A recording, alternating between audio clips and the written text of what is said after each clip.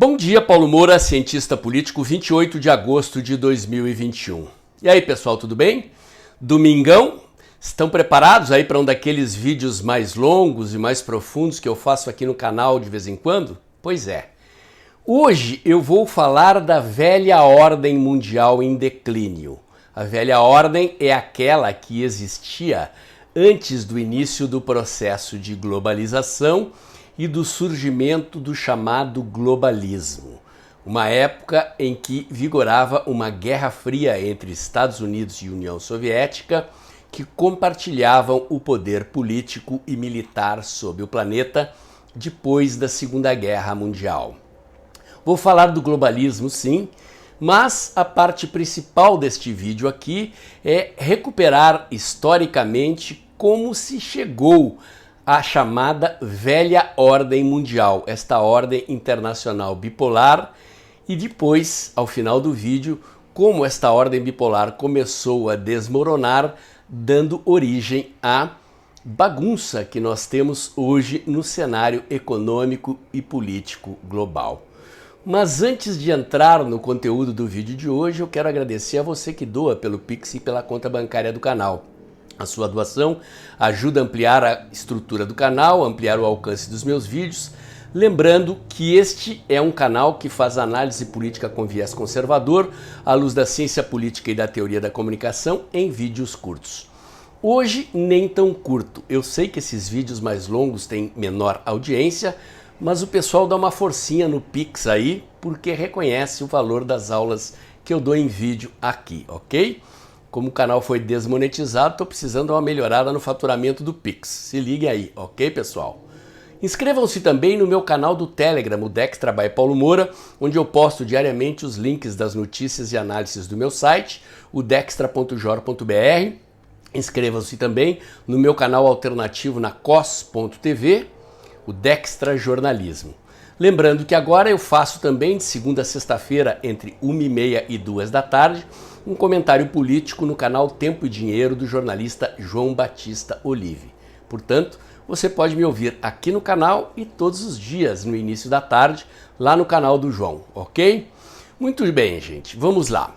Eu vou me socorrer aqui nesse vídeo de novo ao que eu chamo de teoria do pêndulo.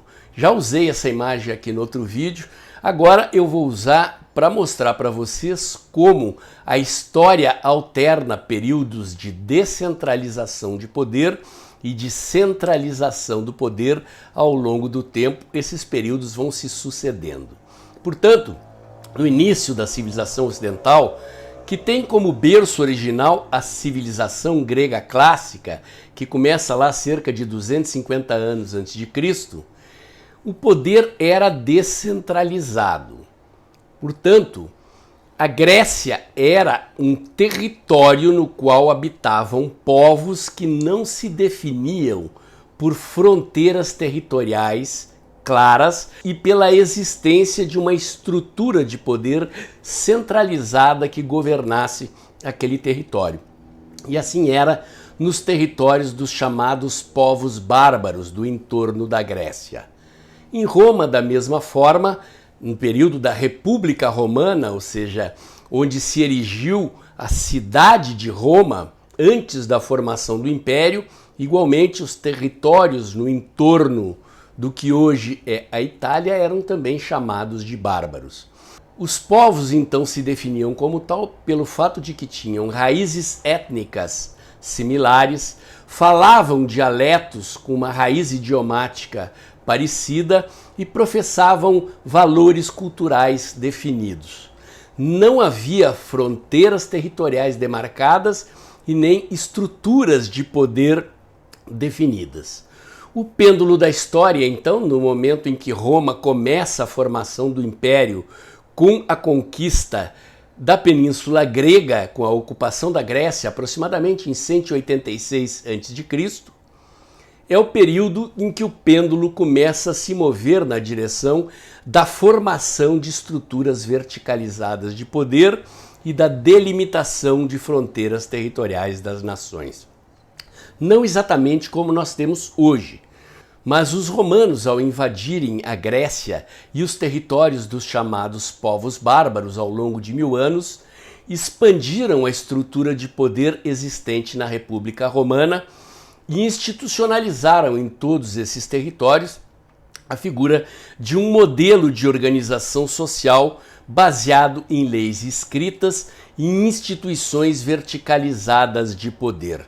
Assim foi ao longo dos 1000 anos em que os romanos conquistaram aqueles territórios que na época era o que se entendia como mundo: a Europa, o norte da África e um pedaço da Ásia.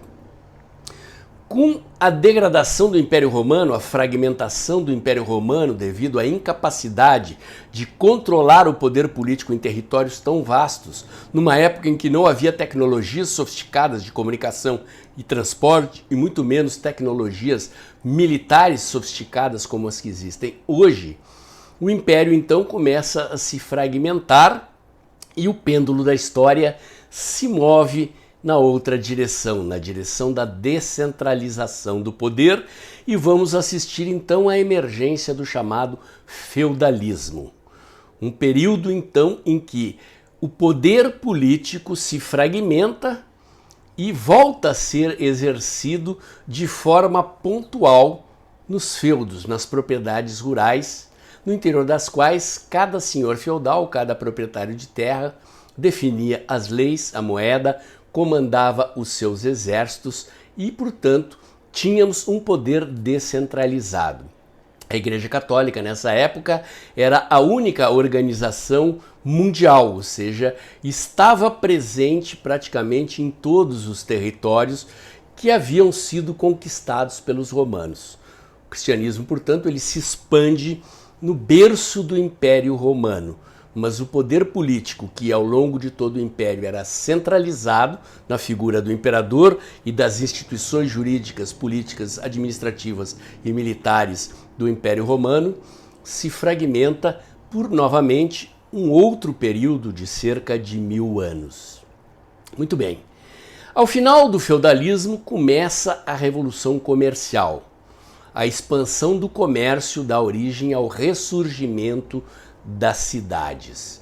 E é justamente o surgimento da burguesia comercial, ou seja, uma classe social nova que não pertencia à ordem feudal, que dá origem ao interesse de unificar os territórios nacionais, fechar fronteiras e definir leis, moeda e exército, organizando os mercados dentro das fronteiras dos estados nacionais, assim como as trocas internacionais. Para a burguesia emergente era muito complicado, gente, negociar, vender, comerciar em territórios fragmentados, nos quais cada povo falava um dialeto distinto, cada feudo tinha uma moeda, uma forma de medir comprimento e peso diferente, leis diferentes e assim por diante. Isto obstaculizava a expansão do comércio. Então é esta burguesia comercial que irá financiar o surgimento dos soberanos absolutistas, ou seja, dos príncipes, os reis que irão unificar os estados europeus, em primeiro lugar a Inglaterra e a França. E o pêndulo da história então volta para o lado da instituição política verticalizada de poder. Ao longo dos séculos, então, com as revoluções burguesas se sucedendo, os países europeus foram unificando as suas fronteiras e instituindo o Estado moderno, primeiro na sua versão absolutista, e depois que a Revolução Comercial havia se consolidado, que havia surgido o capital financeiro e que a fusão do capital financeiro com o capital comercial havia financiado o surgimento do capital industrial, consolida-se então o poder da burguesia como classe social emergente, que vai transformar os estados absolutistas em estados liberais. Mas é assim que começa então o surgimento de um novo período histórico no qual nós, depois do período feudal, 1000 anos, como eu falei, vamos experimentar novamente um sistema de organização jurídico, política, administrativa e militar do mundo, notadamente do mundo ocidental, a partir de estruturas verticalizadas de poder. A unificação dos estados também deu origem, juntamente à Revolução Industrial, à busca por matérias-primas. Então, os países que primeiro unificaram as suas fronteiras, notadamente, como eu disse, Inglaterra, França, mas também Espanha, Holanda e Portugal, atiraram-se à conquista do planeta em busca de matérias-primas para abastecer a indústria emergente. Criou-se ali, então, um processo de ocupação do planeta. Esse processo vai transcorrer ao longo dos séculos, até que, no século XIX, o planeta está praticamente todo, vamos dizer assim, ocupado. Quem correu na frente, ocupou as colônias, conquistou territórios fornecedores de matérias-primas e mão de obra barata, e quem ficou para trás perdeu essa corrida. Na Europa, Alemanha e Itália ficaram para trás. A Alemanha, para que vocês entendam, tinha cerca de 350 feudos, cada um falando um dialeto, cada um com uma moeda, cada um com um senhor feudal, com o seu exército, razão pela qual a Alemanha muito tardiamente unificou as suas fronteiras e formou os seus estados nacionais pela mão militar. A Itália, pela sua conformação geográfica e posicionamento geopolítico, se constituía de grandes cidades portuárias muito ricas, que eram entrepostos comerciais entre a Europa, a África e a Ásia, e o fato de que essas cidades eram polos muito ricos e poderosos também impediu o surgimento de um príncipe, de um soberano absolutista capaz de liderar a unificação da Itália.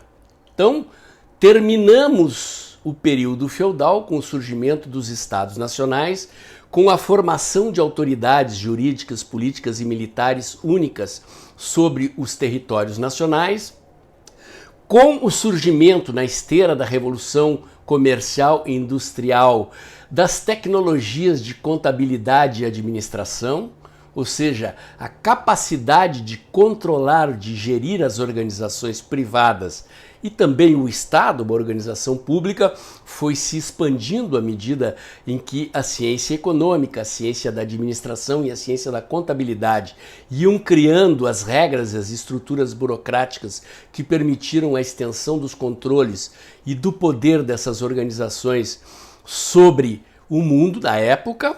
Ocorreu também o surgimento de um sistema de transporte em escala internacional.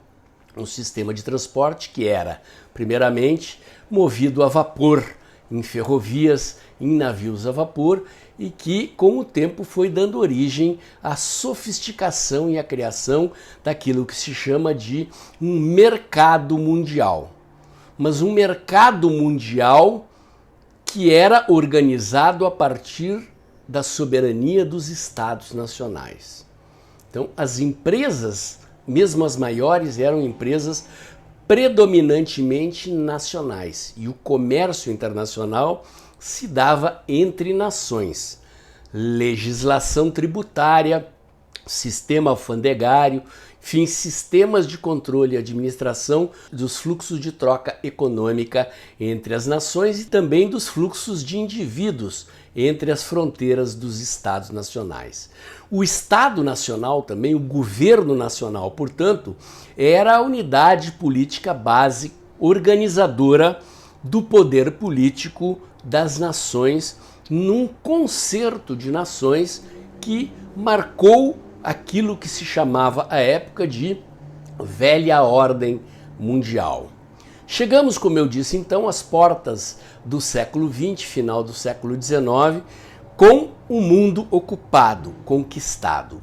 Tratava-se então para as nações que haviam perdido a corrida pela colonização do planeta de buscar na marra a conquista de formas de fornecimento de matérias-primas, notadamente de carvão e minério de ferro. Carvão era o primeiro combustível da Revolução Industrial e o minério de ferro era a primeira matéria-prima, a principal matéria-prima dos processos de industrialização. Depois foram substituídos pelo petróleo, pela eletricidade e pelo aço.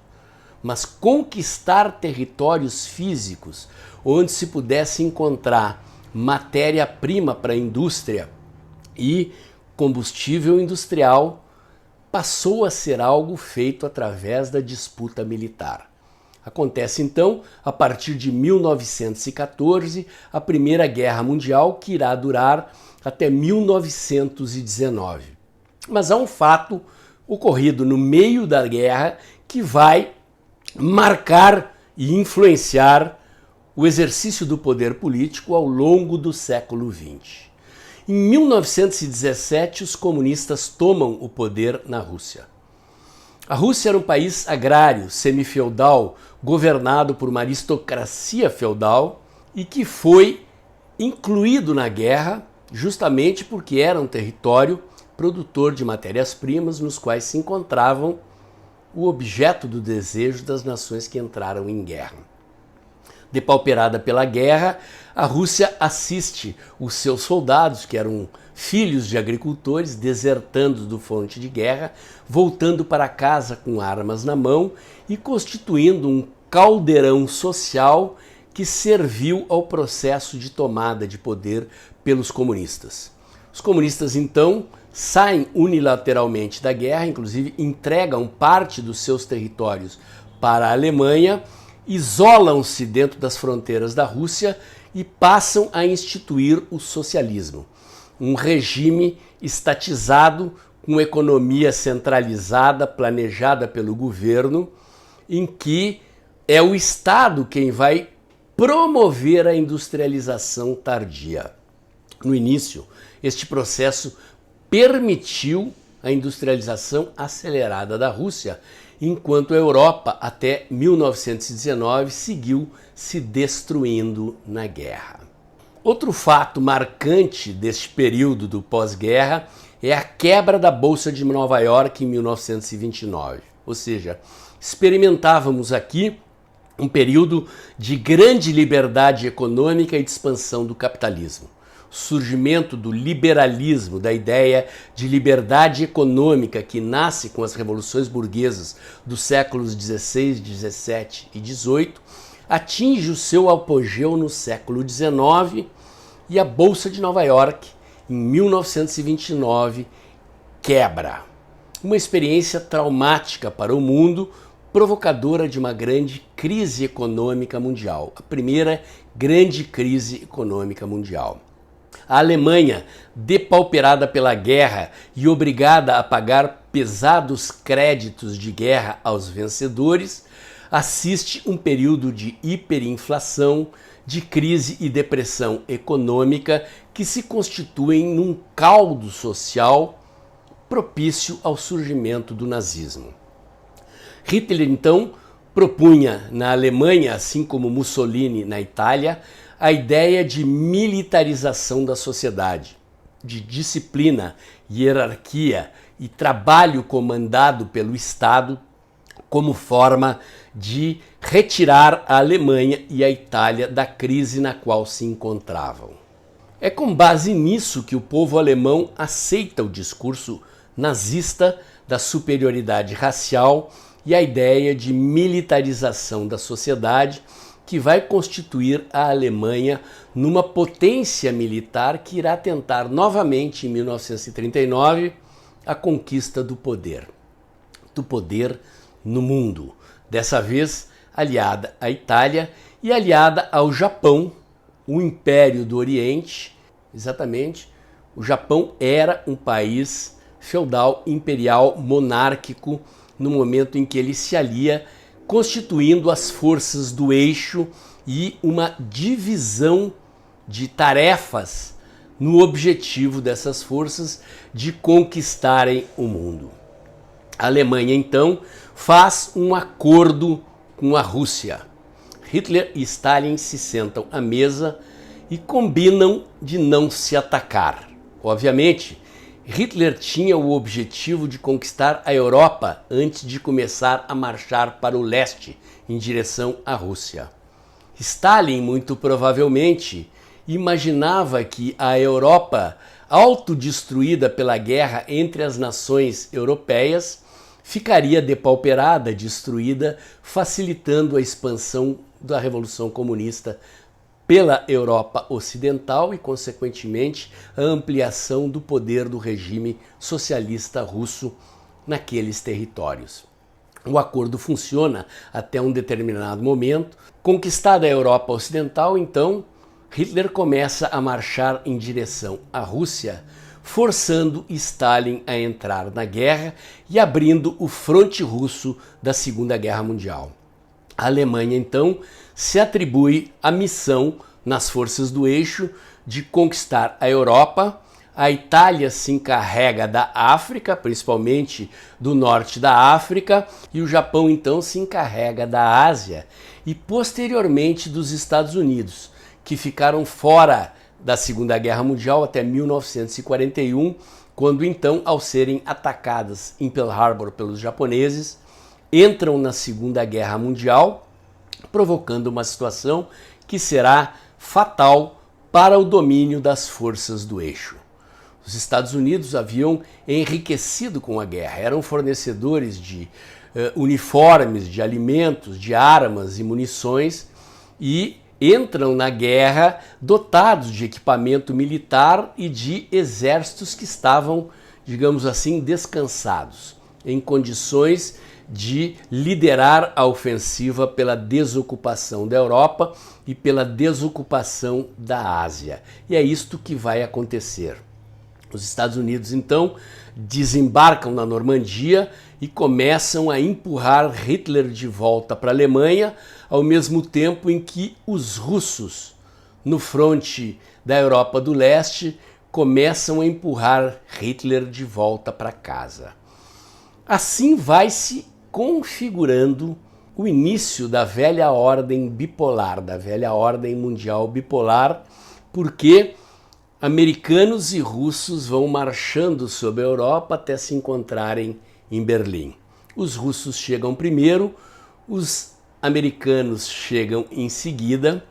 Hitler se rende, a guerra termina na Europa, o Japão resiste no Oriente, até que, sob 2 bombas nucleares jogadas sobre Hiroshima e Nagasaki, o Japão se rende no início de agosto de 1945. Terminada a guerra, os vencedores irão pactuar o domínio do mundo, formando aquilo que se chama de ordem internacional bipolar, 2 polos de poder. A Alemanha, então, é repartida em 2. Metade da Alemanha fica sob domínio russo, metade da Alemanha sob domínio americano. Alemanha, Japão e Itália são proibidos de ter forças armadas. Os russos começam a construir o Muro de Berlim e os acordos militares firmados entre os 2 polos vencedores dizem que o poder político no mundo será exercido ao leste pelos russos e a oeste pelos Estados Unidos. Forma-se em seguida a OTAN, Organização do Tratado do Atlântico Norte, que é o pacto militar entre os países ocidentais para a defesa militar do Ocidente. Do outro lado do muro forma-se o Pacto de Varsóvia, o pacto de defesa militar da então nascente União Soviética. A União das Repúblicas Socialistas Soviéticas foi responsável pela implantação do socialismo na Europa do Leste. Ou seja, na Europa do Leste não houve revolução socialista como aconteceu na Rússia em 1917. A exceção talvez da Hungria, eventualmente da Tchecoslováquia, onde houve algum tipo de rebelião popular visando o socialismo, em todos os outros países o socialismo foi implantado de cima para baixo pela mão pesada do governo russo, que entregou o poder aos partidos comunistas existentes nos países da Europa do Leste. E assim se formou um sistema de espelho. Da mesma maneira que se formou um pacto militar de defesa do Ocidente, um pacto militar de defesa da Europa do Leste, das forças da chamada União Soviética, formaram-se também acordos econômicos e financeiros de gestão da economia nos dois blocos políticos, econômicos e militares, um como espelho do outro.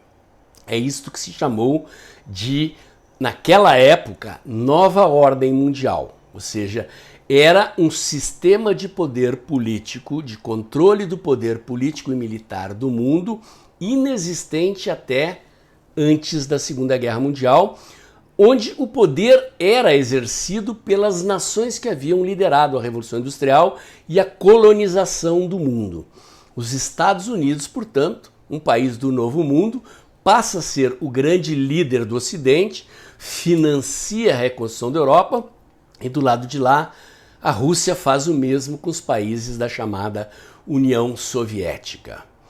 Esse período era conhecido como Guerra Fria, porque como decorrência da guerra e da descoberta da energia nuclear, americanos e russos passam a disputar uma corrida pelo desenvolvimento de armas nucleares poderosas, e a guerra era chamada de Guerra Fria porque ela nunca se transformou de fato numa guerra quente, ou seja, os armamentos nucleares de ambas as potências somados tinham o poder de destruir a vida no planeta por 120 vezes, se necessários, mas serviam como armas de dissuasão, ou seja, não se meta comigo, você pode vencer, mas eu farei um estrago tão grande em você que não vale a pena nem tentar. Varia de um lado para o outro. O discurso era o mesmo, era como se fosse um entrevero na zaga do Grenal, um entrevero na zaga de um jogo do Palmeiras com Corinthians, do Flamengo, do Fluminense. Viviam ali se dando cotovelada, mas nunca entraram de fato em guerra. Nunca um aparato nuclear, depois das bombas sobre Hiroshima e Nagasaki, foram utilizados no conflito entre esses dois blocos militares. Mas a coexistência pacífica não era tão pacífica assim. O Partido Comunista Russo passa a insuflar as revoluções socialistas no resto do mundo, a insuflar e a financiar, boa parte delas acontecendo a partir das guerras de independência colonial ocorridas na África e na Ásia principalmente. O comunismo russo, Partido Comunista Russo, que dá origem à chamada Terceira Internacional Comunista, é sempre bom lembrar, o comunismo se entende como uma ideologia política internacionalista a partir da ideia de que, como o sistema capitalista é um sistema internacional, ele teria que ser destruído em âmbito mundial para que o socialismo tivesse sucesso. Então, mesmo havendo a tal da coexistência pacífica entre a União Soviética e o mundo livre ocidental, nas ex-colônias da África e da Ásia, a luta armada pelo poder e pela independência das colônias é insuflada pela esquerda comunista, que arma e financia os grupos independentistas que vão gradativamente aderindo às ideias comunistas e socialistas. Na América Latina não havia mais colônias, mas da mesma forma surgem as guerrilhas comunistas. Em 1949 acontece então a Revolução Chinesa, uma linha comunista de origem marxista, mas com uma visão de revolução estrategicamente diferente da concepção marxista clássica, que partia da ideia da revolução proletária. Na China não haviam proletários, era um país agrário, feudal, camponês, e Mao Tse-tung desenvolve a teoria da guerra revolucionária. A guerrilha camponesa toma o poder em 1949 e institui-se o comunismo na China. Em 1959 acontecem dois fatos políticos marcantes na ofensiva socialista no mundo. A Revolução Cubana, que dá origem, influência e inspiração às guerrilhas em toda a América Latina, assim como já havia ocorrido com a influência da Revolução Chinesa. O Partido Comunista do Brasil, da Manuela Dávila, que é uma dissidência do Partido Comunista Brasileiro, por exemplo, seguia a linha do Partido Comunista Chinês, ao passo que o Partido Comunista Brasileiro, hoje praticamente extinto, né? Ele virou o Partido Cidadania, esse que está aí, seguia ainda os preceitos da antiga União Soviética. Então, a esquerda começa a se fragmentar, a surgir diferentes correntes políticas marxistas revolucionárias, mas a luta armada é o carro-chefe das ações de expansão da esquerda no mundo. Gradativamente, então, ainda que as grandes potências dominantes convivessem pacificamente, embora com atritos de parte a parte, principalmente toda vez que os comunistas avançavam no poder no mundo, em alguma dessas regiões periféricas, digamos assim, do chamado Terceiro Mundo, os atritos se exacerbavam. Em 1959, portanto, começa também a Revolução no Vietnã. Os franceses que colonizaram a Indochina se retiram e os americanos entram na Guerra do Vietnã para conter o avanço comunista. Haverá também conflitos na Coreia.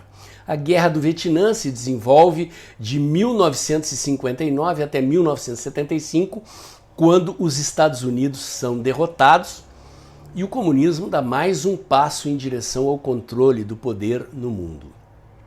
O último espasmo das revoluções socialistas no mundo foi a Revolução Comunista na Nicarágua, em 1980. Ali se esgota o modelo das revoluções socialistas movidas pela ideia de revolução armada.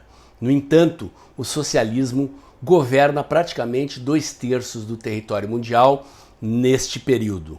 O mundo livre confinou-se na Europa e nas Américas, impedindo o avanço do comunismo pela força da OTAN, no caso do continente europeu, e pelo apoio que o governo americano deu à instituição de governos militares autoritários na América Latina, com o objetivo de conter a revolução armada comunista no continente, especialmente depois que os comunistas tomaram o poder em Cuba, ali nos calcanhares dos Estados Unidos, a poucos quilômetros de Miami. Assim, completa-se o ciclo da formação daquilo que naquela época se chamava de Nova Ordem Política Mundial. Em 1989 desaba o Muro de Berlim. Em 1991, desaba como um tigre de papel a União Soviética. E o regime socialista, que se baseava na centralização e no planejamento econômico pelo Estado, é derrotado pelo mundo da liberdade política e da liberdade de mercado. Os russos, o sistema soviético, não sobreviveu à sua própria burocracia e autoritarismo. Perdeu competitividade. Não teve capacidade, devido às amarras burocráticas e aos empecilhos à criação de novas tecnologias de produção, a competição com o Ocidente livre, no qual as empresas, o capitalismo de livre mercado, desenvolveu tecnologias revolucionárias que darão origem, a partir da Segunda Guerra Mundial, a um novo ciclo de descentralização do poder no mundo. Que tecnologias são essas? Como decorrência da Segunda Guerra Mundial, desenvolveu-se o avião a jato, a televisão e a informática. Elas surgem, são tecnologias que surgem ali pelos anos 50, mas que vão se expandir e se consolidar no mundo ao longo das décadas de 60 e 70. O que acontece em função dessas tecnologias, portanto? O transporte a jato, que surgiu originalmente com fins militares, passa a ser usado no transporte de cargas e de passageiros, aumentando o fluxo de indivíduos e de riquezas na superfície do planeta. As tecnologias de informática e telecomunicações se fundem, dando origem ao sistema interligado de transações econômicas, de transações informacionais e de troca de valores e comunicação em escala global. Essas tecnologias, operando combinadamente por toda a superfície do planeta, são em parte responsáveis pelo desabamento da União Soviética. A antiga União Soviética só era competitiva nas áreas militar e aeroespacial, exatamente porque ali competia com o mundo livre, notadamente com os Estados Unidos. O parque industrial russo estacionou praticamente nas tecnologias mecânicas dos anos 50. Isso ficou evidente com o desabamento do Muro de Berlim e o fim da União Soviética, enquanto o Ocidente marchava aceleradamente na direção de uma sociedade interligadas por tecnologias de comunicação em tempo real e por um sistema de transporte de mercadorias e passageiros em alta velocidade, em grande volume por toda a superfície do planeta. Chegamos então àquilo que hoje entendemos como nova ordem mundial, ou seja, a divisão do mundo em dois polos de poder político e militar tornou-se a nova velha ordem, se é que me entendem. A interligação do planeta em sistemas de transporte e de comunicação provocou uma transformação radical no capitalismo. Surgiram corporações transnacionais, organizações capazes de operar em escala global. Nós tínhamos até então um sistema de mercado e de gestão do poder político fundamentalmente organizado pelos Estados nacionais. Agora nós temos um sistema no qual as trocas econômicas, sociais, informacionais estão superando em escala global o volume de transações e trocas que acontece dentro das fronteiras de cada Estado nacional. Vão surgir então novos tipos de organizações econômicas, políticas e sociais. O carro-chefe dessa transformação é, como eu acabei de dizer, o surgimento das grandes corporações transnacionais, do setor financeiro, no setor petroquímico, no setor farmacológico, no setor de tecnologias de comunicação, no setor energético e assim por diante. Vão surgir empresas tão grandes e tão poderosas operando em escala global que em alguns casos elas começam a operar também política e militarmente. Não num sentido claro e explícito como operam política e militarmente os estados nacionais, mas as estratégias de controle de mercado que elas possuem assemelham-se às práticas de domínio e controle exercido pelas potências mundiais no período anterior. São corporações econômicas, são empresas, mas são empresas que passam a ter objetivos políticos, porque o controle de mercado por empresas tão grandes como essas passa a requerer a corrupção de governos, a redução do poder e soberania do Estado Nacional e a transferência do poder político para organizações políticas, jurídicas e administrativas transnacionais mais suscetíveis ao alcance do poder destas empresas. Surge também uma rede global de telecomunicações, é outro fator, como eu já dizia, de desestruturação da ordem econômica pré-Segunda Guerra Mundial, organizada preponderantemente com base nas autoridades nacionais. Surgem também problemas ambientais em escala global, ou seja, os sistemas de produção e destruição que a humanidade havia desenvolvido a partir da Segunda Guerra Mundial passam a gerar problemas ambientais em escala transnacional. E, obviamente, estas forças econômicas passam a defender que deve-se tirar a soberania dos Estados nacionais na gestão dos problemas ambientais e transferir a gestão da solução desses problemas para esferas de poder transnacional. Surge também um outro tipo de corporação transnacional.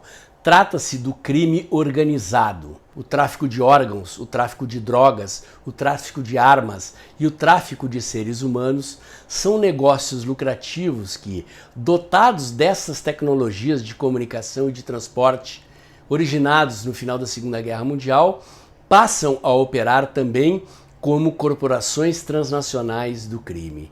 Por fim, surgem as tais das ONGs, exatamente, organizações não governamentais que operam em escala global.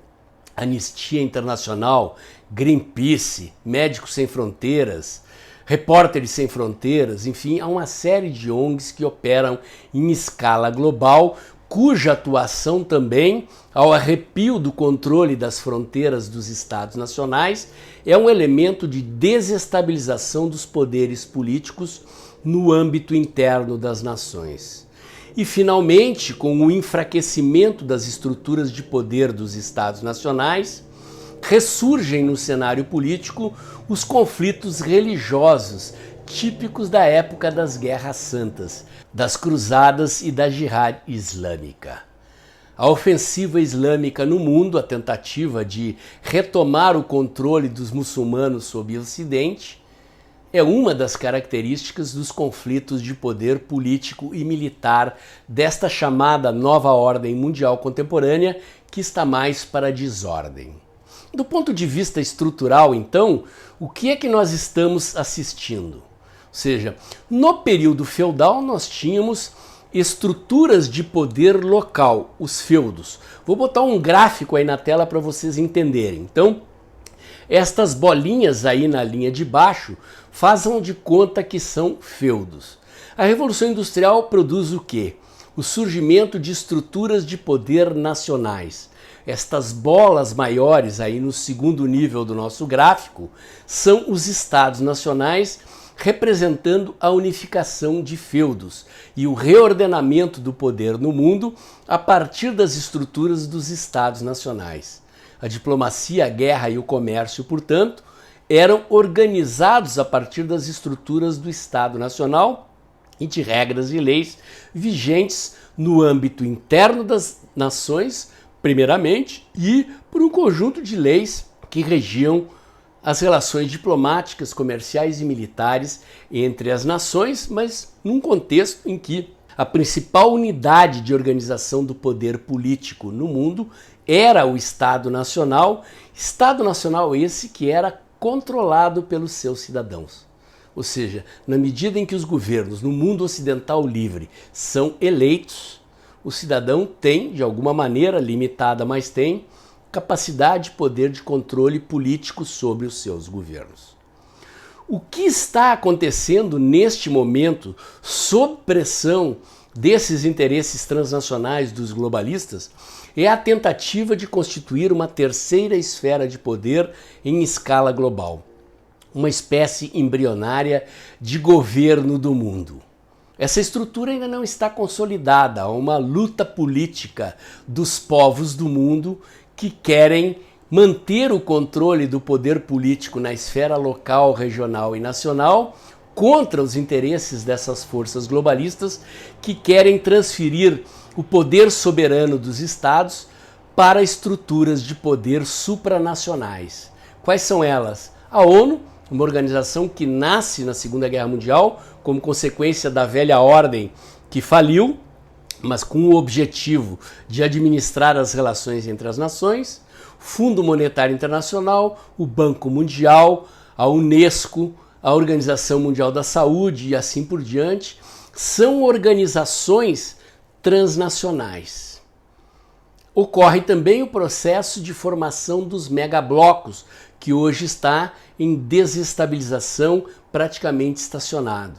O surgimento da Comunidade Europeia, do NAFTA, unindo Estados Unidos, Canadá e México, do Mercosul, de pactos e acordos comerciais na Ásia, numa tentativa de criar espaços físicos, mercado no qual as transações econômicas no âmbito desses territórios unificados, sem mais os controles aduaneiros, legais e burocráticos dos estados nacionais, permita a expansão do poder político e econômico dessas grandes corporações transnacionais.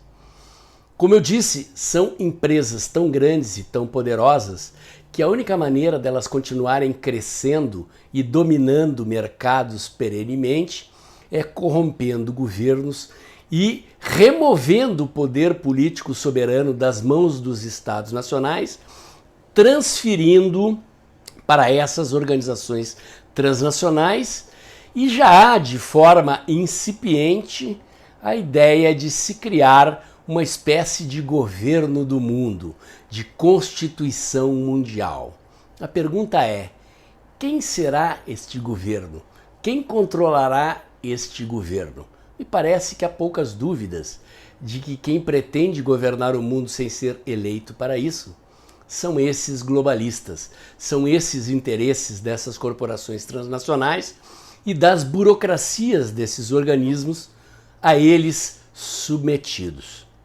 Temos então uma situação em que ocorrem tensões e conflitos que explicam muitas das crises que nós estamos assistindo no mundo hoje. Tentativas dos povos do mundo de manter o controle político do poder no âmbito local, regional e nacional, entrando em conflito com os interesses dessas forças globais. Este é o conflito central de poder no mundo hoje. E quem imagina ser possível uma sociedade em que haja completa liberdade num contexto deste conflito de poder, talvez não esteja entendendo nada, porque o exercício do poder político por essas forças no mundo, portanto, depende de políticas autoritárias, que muitas vezes envolvem ações militares, ações de censura à liberdade de informação e restrições à liberdade de mercado, porque no que depender dos interesses dessas corporações transnacionais, eles controlarão oligopolisticamente o mercado mundial todo, sem se submeterem à soberania popular, destruindo os parâmetros do conceito de soberania nacional. Isto então é o que se chama hoje de nova ordem mundial. A ordem internacional bipolar, oriunda da Segunda Guerra Mundial, que em comparação com o que aconteceu antes era a nova ordem, hoje é o que eu chamo de velha ordem mundial em declínio. Os contornos do que será o mundo em termos de mercado, em termos de sociedade, em termos do exercício do poder político, não estão claros. A batalha e este conflito de poder estão em pleno curso.